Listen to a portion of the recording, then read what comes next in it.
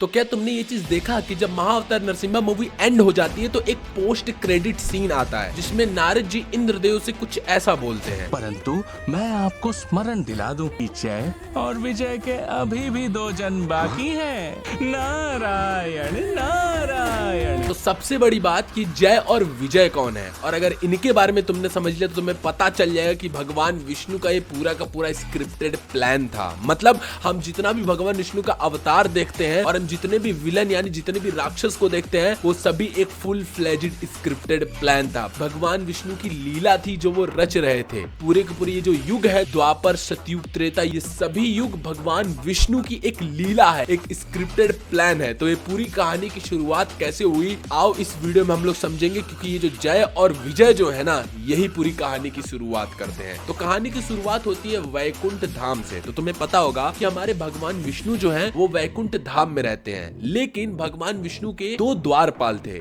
जिनका नाम था जय और विजय। जय और विजय जो थे हर युग हर अवतार में भगवान विष्णु के द्वारपाल रहते थे और रहते हैं। मतलब वो कोई ऑर्डिनरी द्वारपाल या ऑर्डिनरी आदमी नहीं थे, वो भी लोग अपने में ही एक बहुत इटर्नल सोल थे जो कि भगवान विष्णु के द्वारपाल यानी वैकुंठ के द्वार पे खड़े रहते थे। लेकिन ये कहानी एक दिन चेंज हो जाती है और इन्हें एक मिलता है बहुत बड़ा श्राप। एक दिन क्या होता है कि वैकुंठ जा रहे होते हैं 4 कुमार यानी 4 मॉन्क, और ये जो मॉन्क होते हैं, ये जो कुमार होते हैं या फिर जिन्हें तुम साधु भी बोल सकते हो, इनका नाम चतुसना कुमार होता है। मतलब ये 4 मॉन्क होते हैं, 4 साधु होते हैं जो 5 साल के बच्चे की तरह दिखते हैं। हाँ, 5 साल के बच्चे की तरह दिखते हैं। मतलब ये साधु 4 होते हैं, इनकी एज बस 5-5 साल तक की होती है, लेकिन ये बहुत बड़े ज्ञानी होते हैं। इनमें से फर्स्ट का नाम होता है सनाका, सेकंड का नाम होता है सनंदना, थर्ड का नाम होता है सनातन एंड 4 का नाम होता है संत कुमारा। सॉरी अगर मैं किसी का भी नाम प्रोनाउंस करने में कोई गलती कर रहा हूँ। तो ये चारों कुमार जब आते हैं और वैकुंठ से एंटर करने की कोशिश करते हैं, देन यहाँ पर जय और विजय इन्हें रोक लेते हैं और कहते हैं कि आप अंदर नहीं जा सकते, आप लोग है कौन। देन यहाँ पर चारों के चारों कुमार इनके ऊपर गुस्सा हो जाते हैं और इनको दे देते हैं श्राप, और इनसे कहते हैं तुम दोनों अपने धर्म को भूल जाओगे, मृत्यु लोक में जाओगे और वहां से राक्षस का जन्म लोगे।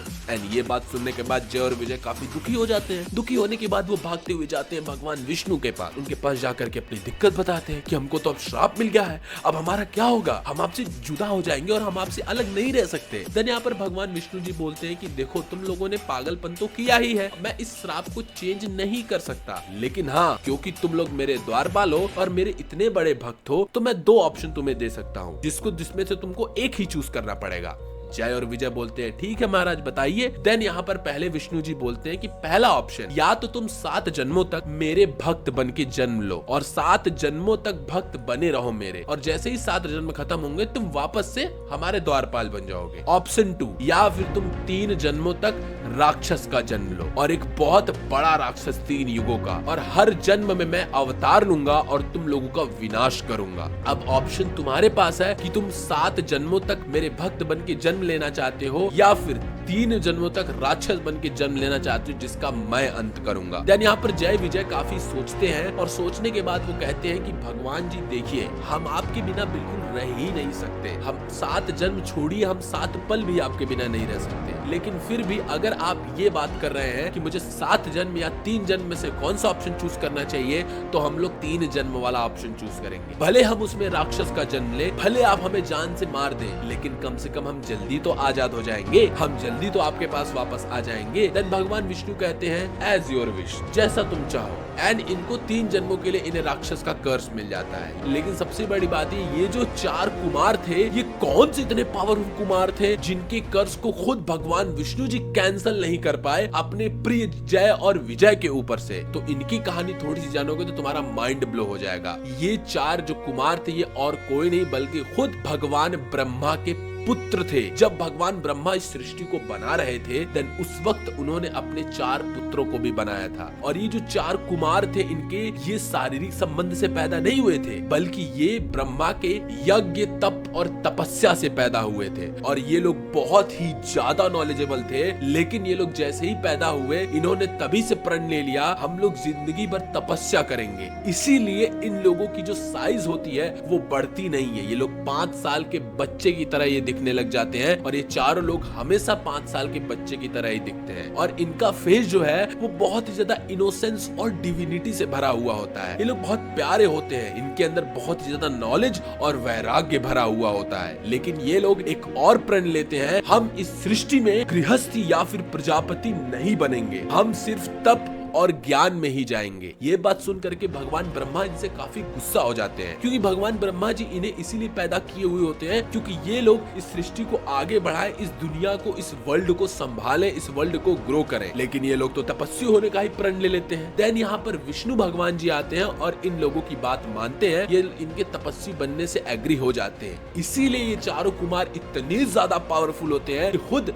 भगवान गॉड इनसे आकर के शिक्षा ले रहे होते हैं। ये लोग चिरंजीवी होते हैं, इसीलिए ये कोई नॉर्मल कुमार नहीं बल्कि इटर्नल मॉन्क्स हैं। और यही कुमार यहाँ पर जब श्राप देते हैं जय और विजय को तो खुद भगवान विष्णु जी भी श्राप को कैंसिल नहीं कर पाते। लेकिन आफ्टर दैट अब कहानी शुरू होती है जय और विजय के 3 जन्मों की, जिसमें से सबसे पहला जन्म होता है जय और विजय का हिरण्यकश्यप और हिरण्याक्ष के रूप में, जो कि हमें महाअवतार नरसिम्हा मूवी में दिखाया गया है। और उस कहानी में तुमने ये चीज देख ही लिया होता है किस तरीके से एक ऋषि मुनि होते हैं और शाम के वक्त शारीरिक संबंध बनाने की वजह से वो जो औरत होती है उसके बीच में जय और विजय का जो पहला जन्म होता है वो उनके गर्भ में एज असुर प्लेस करता है, जो कि हिरण्यकश्यप और हिरण्याक्ष के रूप में आता है। एंड तुम्हें पता है जब हिरण्यकश्यप हिरण्याक्ष पैदा होते हैं देन वो बहुत पावरफुल होते हैं, जिसमें जय जो होता है वो हिरण्यकश्यपु बनता है और विजय जो होता है वो हिरण्याक्ष बनता है। और भगवान विष्णु इनको पहला विलन यानी पहला राक्षस हिरण्यकश्यप हिरण्याक्ष इसलिए बनाए हुए होते हैं क्योंकि ये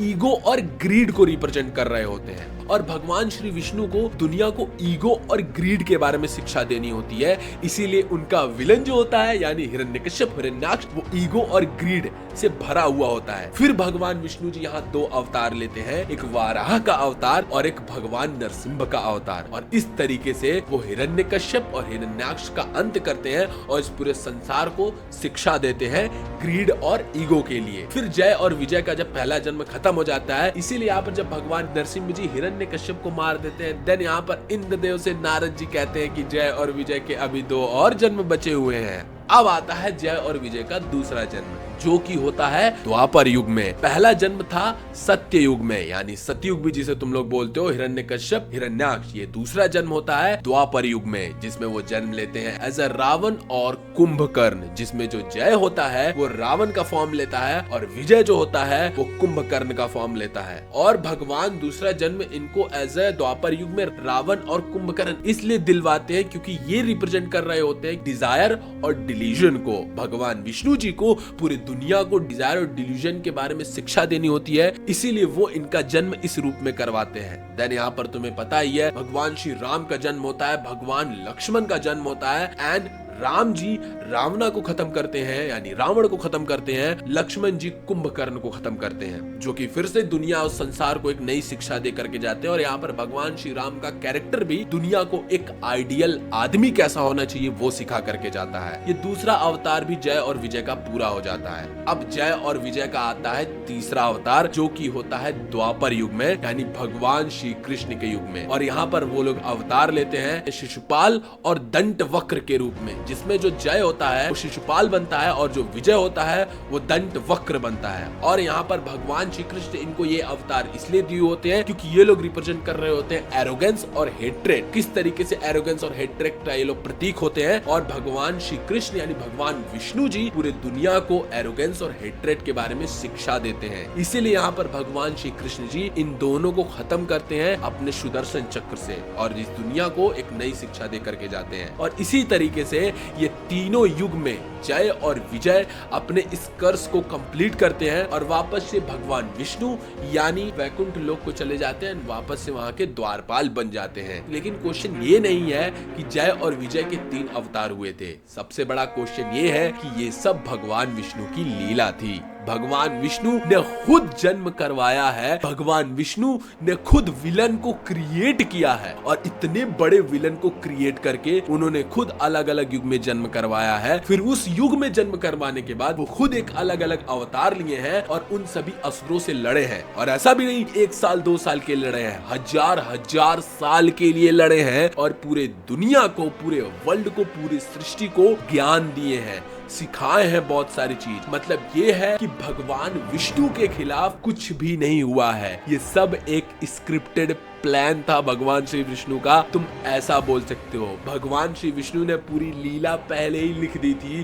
कि ऐसे ऐसे ऐसे होगा, इसीलिए उन्होंने जय और विजय के साथ ये काम करवाया। वो कुमार आकर के इन्हें श्राप दिए, फिर इन लोगों को 3 जन्म लेना पड़ा। इसमें 3 जन्म में भी ये पूरे सृष्टि के बड़े बड़े विलन बने, मतलब बड़े बड़े राक्षस बने, ऐसे राक्षस जिसको गॉड भी ना हरा पाए, समझ रहे हो ना। और भगवान विष्णु ने इन्हें इतना बड़ा विलन बनाया ही क्यों? उसका रीजन ये है कि किसी भी भगवान की शक्ति को दिखाने के लिए उसके सामने एक खतरनाक विलन खड़ा होना चाहिए। अगर विलन जितना कमजोर होगा, तुम्हारी कहानी उतनी ही ज्यादा वीक होगी, तुम्हारा हीरो भी उतना ही ज्यादा कमजोर लगेगा। इसीलिए विलन जितना मजबूत, हीरो उतना मजबूत, कहानी भी उतनी बड़ी और उसकी शिक्षा भी उतनी बड़ी। इसीलिए यहाँ पर भगवान विष्णु ने 3 युग में 3 बड़े बड़े विलन्स का जन्म करवाया, 3 युग में अपना बड़ा अवतार लिया। लेकिन कई जगह ये भी लिखा है कि शिशुपाल और दंतवक्र जो है वो कलयुग में भी राजा के फॉर्म में जन्म लेने वाले हैं या थे, उसके बारे में मुझे ज्यादा नॉलेज नहीं, क्योंकि कई छोटी छोटी जगहों पे ये चीज लिखा है। तो ये पूरी कहानी थी जय और विजय की, ये पूरी पोस्ट क्रेडिट एक्सप्लेनेशन थी महाअवतार नरसिम्हा की। कुछ